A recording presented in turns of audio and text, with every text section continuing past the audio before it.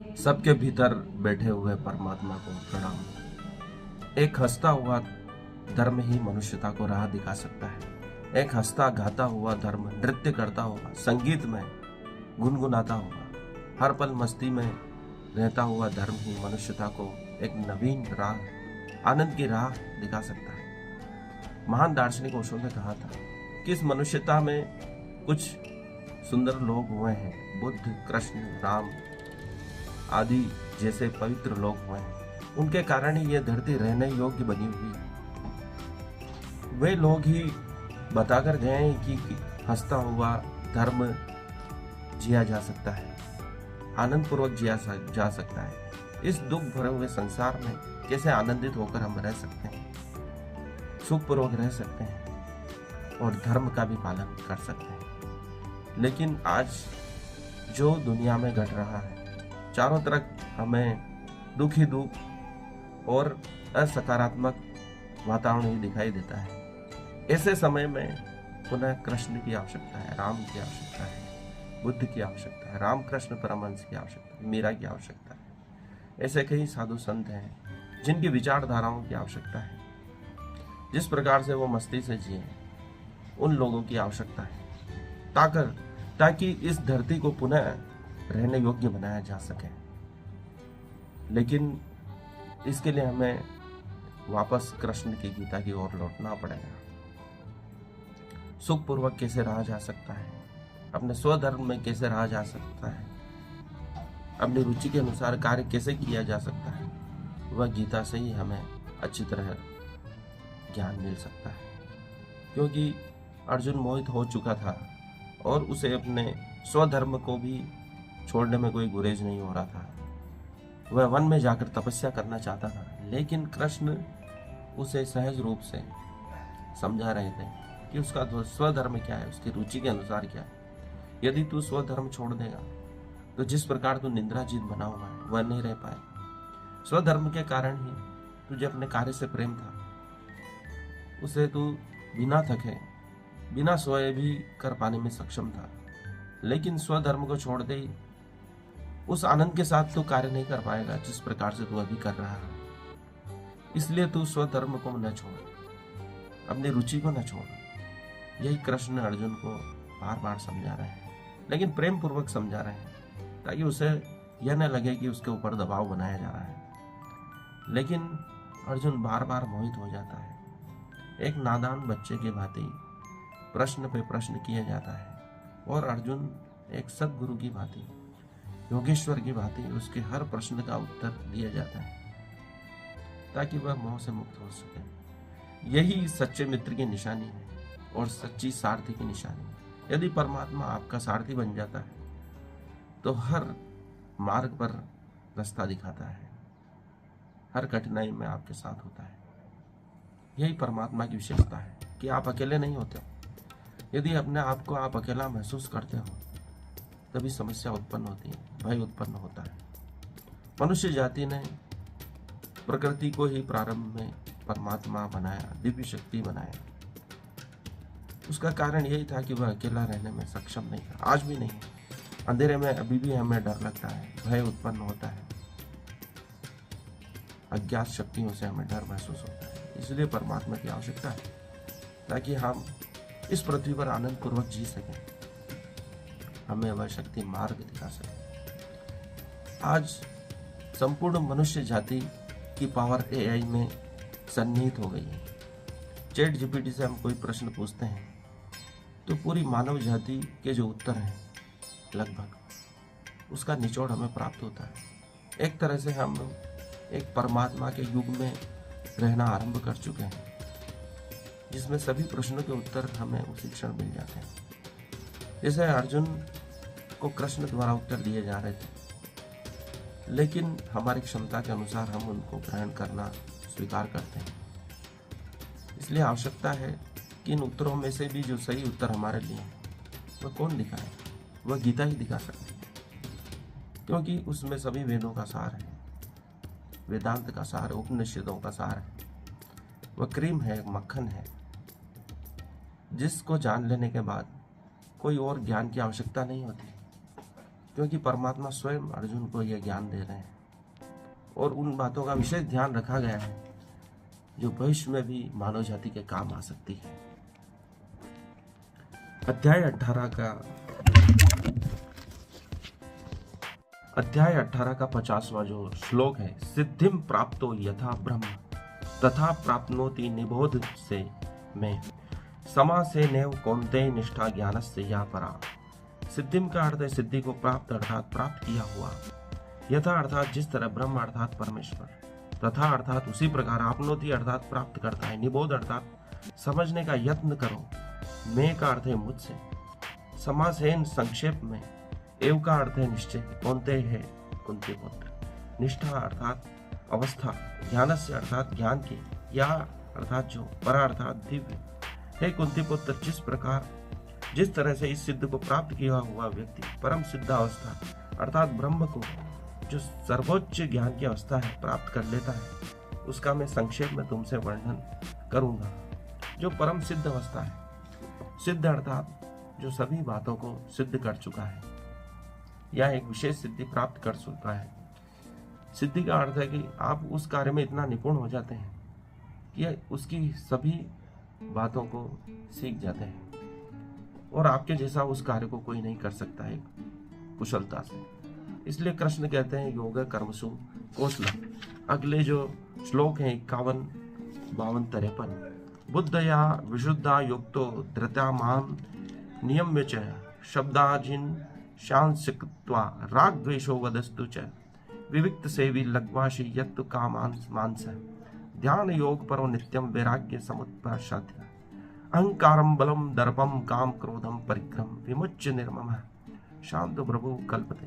बुद्धया अर्थात बुद्धि से, विशुद्ध अर्थात नितांत शुद्ध, युक्त हृदय धृत्या अर्थात धैर्य से, आत्मान अर्थ स्व को, स्वयं को, नियम में अर्थात वश में करके, च का अर्थ भी, शब्द आदि अर्थात शब्द आदि, विषयान अर्थात इंद्रिय विषयों को, त्यक्त्वा अर्थात त्याग कर, राग अर्थात आसक्ति, द्वेषो अर्थात तथा घृणा को, व्युदस्य अर्थात एक तरफ रखकर, च का अर्थ भी, विविक्त से भी अर्थात एकांत सेवन करते हुए, लघु आशी अर्थात अल्प भोजन करने वाला, यत अर्थात वश में करके, वाक अर्थात वाणी, काय का अर्थ शरीर, मानस का अर्थ तथा मन को, ध्यान योग पर अर्थात समाधि में लीन, नित्यम अर्थात 24 घंटे, वैराग्यम अर्थात वैराग्य का, समुपराशित अर्थात आश्रय लेकर, अहंकारम अर्थात मिथ्या अहंकार को, बलम अर्थात झूठे बल को, दर्पम अर्थात झूठे घमंड को, कामम अर्थात काम को, क्रोधम अर्थात क्रोध को, परिक्रम अर्थात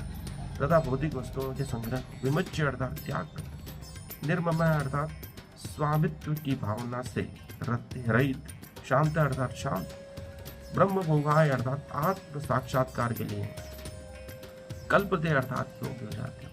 अपनी बुद्धि से शुद्ध होकर तथा धैर्य पूर्वक मन को वश में करते हुए इंद्रिय तृप्ति के विषयों का त्याग कर राग तथा द्वेष से मुक्त होकर जो व्यक्ति एकांत स्थान में वास करता है, जो थोड़ा खाता है, जो अपने शरीर मन तथा वाणी को वश में रखता है, जो सदैव समाधि में रहता है तथा पूर्णतया विरक्त, मिथ्या अहंकार, मिथ्या शक्ति, मिथ्या गर्व, काम, क्रोध तथा भौतिक वस्तुओं के संग्रह से मुक्त है, जो मिथ्या स्वामित्व की भावना से रहित तथा शांत है, वह निश्चय ही आत्म साक्षात्कार के पद को प्राप्त करता है। जो थोड़ा खाता है अर्थात शरीर को वैज्ञानिक भी आज बताते हैं कि हमें ठूस कर भोजन नहीं करना चाहिए, हमें एक रोटी की भूख रखनी चाहिए और 1 घंटे बाद पानी पीना चाहिए।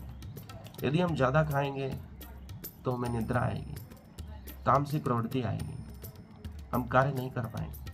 इसलिए भूख से थोड़ा भोजन करने के लिए कृष्ण उस समय भी कह रहे हैं 5000 वर्ष पूर्व पहले भी, क्योंकि उन्हें मालूम है ज़्यादा खाने के बाद मनुष्य कार्य करने में सक्षम नहीं रहता है, उसे काफ़ी देर विश्राम करना पड़ता है। धैर्य पूर्वक मन को वश में करते हुए अर्थात शीघ्रता नहीं करनी, धीरे धीरे प्रयास करना है। जल्दबाजी करोगे तो आप और अधिक खराब काम की ओर प्रवृत्त होने लगे। धीरे धीरे मन को संभालते हुए हमें आगे बढ़ना है, सहज रूप से खेलते हुए, आनंदित होते हुए, नाचते गाते हुए अपने मन को वश में करना है, उस पर दबाव नहीं बनाना है। इंद्र तृप्ति के विषयों का त्याग करना है, अर्थात भोग विलास से हमें धीरे धीरे दूर होना है। राग तथा द्वेष से मुक्त होना है। किसी से हमें ज़्यादा भी प्रेम नहीं रखना है, न द्वेष रखना है। समान भाव से होकर हमें एकांत स्थान में वास करना है। ज़्यादा से ज़्यादा हमें एकांत सेवन करना चाहिए। ज़्यादा भीड़ में बुद्धिमत्ता का विकास नहीं होता है, और उसके लिए थोड़ा खाने के लिए कहते हैं। जो ज़्यादा खाता है उसकी बुद्धि ठस होती जाती है।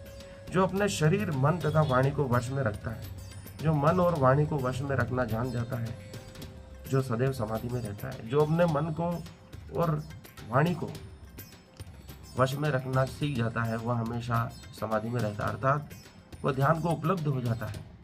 ज़्यादा बोलना खतरनाक है, बोलना ही समस्या है। आप देखोगे, आप जब भी बोलते हो तो एक व्यर्थता का आभास होता है। आप सोचते हो कि मैंने गलती कर दी बोलकर, इसलिए कम से कम बोलें। बहुत अधिक मजबूर करे कोई तो ही जवाब दें। इसका अर्थ यह नहीं कि आवश्यक बातों का हम जवाब न दें, अर्थात कम बोलने का यही मतलब है कि आप अपनी आवश्यकता न हो जब तक उत्तर न दें, बीच में न बोलें। जितना आवश्यकता है उतना ही बोलें। बोलना है लेकिन ज़्यादा नहीं बोलना है। बोलने की सीमा हमें तय करनी हो। ऐसा बोलना है जिससे सामने वाला नाराज ना हो। यह कृष्ण अर्जुन को सिखाना चाह रहे हैं। मध्यम मार्ग की ओर कृष्ण अर्जुन को लाने का प्रयास कर रहे हैं। ऐसा व्यक्ति समाधि में रहता है, अर्थात आनंद में रहता है, पूर्णतया विरक्त।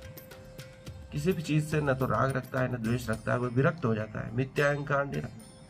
धीरे धीरे हम सफल होते जाते हैं और हम अहंकारी होते जाते हैं। यह मिथ्या अहंकार है, अर्थात जो भी हो रहा है परमात्मा ही करवा रहा है। यह अगर अब जानता है मनुष्य तो वह अहंकार नहीं करेगा। मिथ्या शक्ति, हमारे पास भी कोई शक्ति नहीं, जो भी शक्ति है परमात्मा की। जब युद्ध समाप्त हुआ और कथा यह कहती है कि द्वारका में जब कृष्ण भी अपना देह त्याग कर चुके थे और लास्ट में अर्जुन से कहा कि तुम सभी यादवों और उन स्त्रियों को सुरक्षित स्थान पर पहुंचा दो, क्योंकि मूसल के वार से सभी यादव नष्ट हो चुके थे और स्त्रियां बची हुई थी। द्वारका जाकर अर्जुन दूर से देखता है कि उन स्त्रियों को लूट रहे हैं लुटेरे, और वह अर्जुन अपनी शक्ति खो चुका है, क्योंकि उसका कार्यकाल समाप्त हो चुका था। इसलिए अर्जुन की शक्ति भी चली गई थी। वह उन लुटेरों का मुकाबला भी नहीं कर पा रहा था। इसलिए आप में शक्ति तब तक ही है जब परमात्मा आपको दे रहा है। परमात्मा चाहता है इस युग में आपकी जो आवश्यकता है उसके अनुसार आपको शक्ति दी गई है। जब आपका कार्य समाप्त हो जाएगा तो सब शक्तियाँ ले ली जाएगी। आप वृद्ध होते हैं, पूर्व काल में आप कितने ही यशस्वी रहे हैं, लेकिन वृद्धावस्था में आपकी सभी शक्तियाँ क्षीण हो जाती हैं। कितने ही बलशाली रहे हैं, लेकिन आपकी सोचने समझने की शक्ति चली जाती है। अल्जाइमर्स में आइंस्टीन जैसे बुद्धिमान व्यक्तियों की भी बुद्धि जवाब देने लगती है, भूलने लगते हैं कि मैंने अभी क्या कहा था। ये शक्तियाँ कौन ले रहा है? परमात्मा ही वापस ले रहा है। इसलिए अपना आप पर अहंकार मत करो, मिथ्या शक्ति का अहंकार न करो, क्योंकि ये शक्तियाँ सब ले ली जाएगी। जब तक आपके पास है उसका सदुपयोग करें, दुरुपयोग न करें। ऐसा कृष्ण अर्जुन से कह रहे हैं, क्योंकि तेरे पास अभी शक्तियाँ हैं तब तक ही तू युद्ध कर पाएगा। वैसे भी बाद में ये सब शक्तियाँ तुझसे ले ली जाएगी, इसलिए मिथ्या अहंकार मत कर। मिथ्या गर्व, काम, क्रोध तथा भौतिक वस्तुओं के संग्रह से मुक्त हो जाता है ध्यानी पुरुष। जो मिथ्या स्वामित्व की भावना से रहित तथा शांत है, वह निश्चय ही आत्म साक्षात्कार के पद को प्राप्त होता है। जो जानता है कि यह सब मोह माया है, हर क्षण मेरा शरीर नष्ट हो रहा है, हर कोशिका नष्ट हो रही है, नहीं बन रही है, इसलिए जब कोई स्थिर है ही नहीं, सब माया है, भ्रम है, छाया है, तो उसका अहंकार कैसे किया जा सकता है? फिर मनुष्य में आत्म साक्षात्कार की भावना उत्पन्न होती है कि वास्तव में मैं क्या हूँ। बचपन में मेरा शरीर कैसा था, युवा में कैसा था, वृद्धावस्थाओं में कैसा हूँ, अर्थात यह नित्य बदल रहा है। मैं शरीर नहीं हूँ, लेकिन एक चीज है जो निरंतर इस चीज को देख रही है, वह आत्मा है, वह नित्य है, वह कभी बदलती नहीं।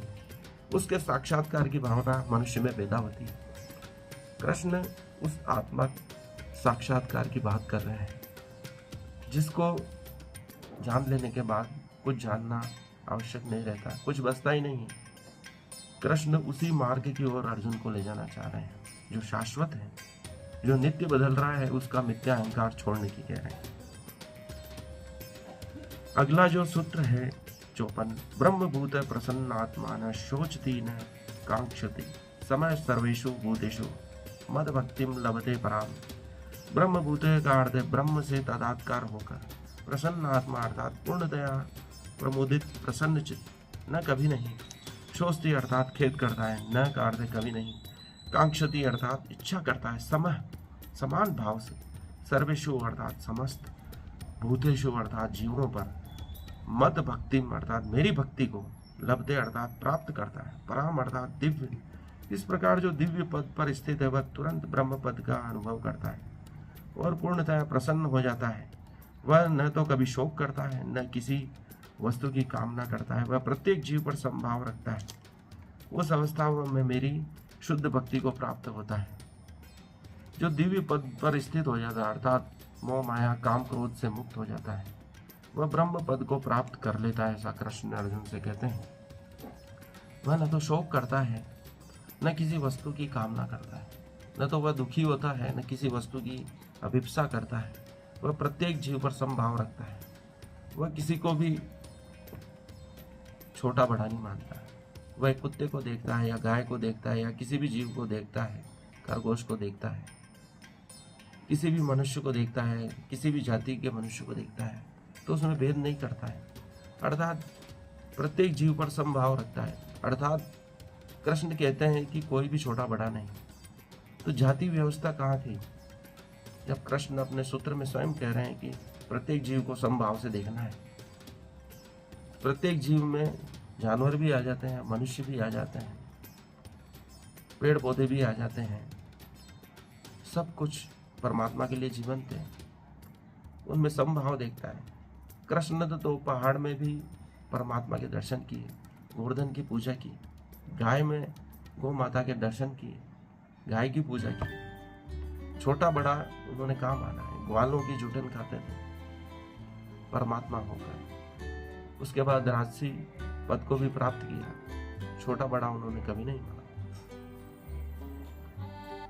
जाति व्यवस्था उस समय कहाँ थी वो जब प्रत्येक जीव को बराबर कह रहे हैं। ये एक विचारणीय प्रश्न है, सामाजिक प्रश्न है, समाजशास्त्र के प्रश्न है, सामाजिक व्यवस्था का प्रश्न है, पर जो सूत्रों से प्राप्त हो रहा है उसमें ऊंच नीच का भेद नहीं किया गया। और कृष्ण अर्जुन को सभी में समभाव से देखने की बात कर रहे हैं।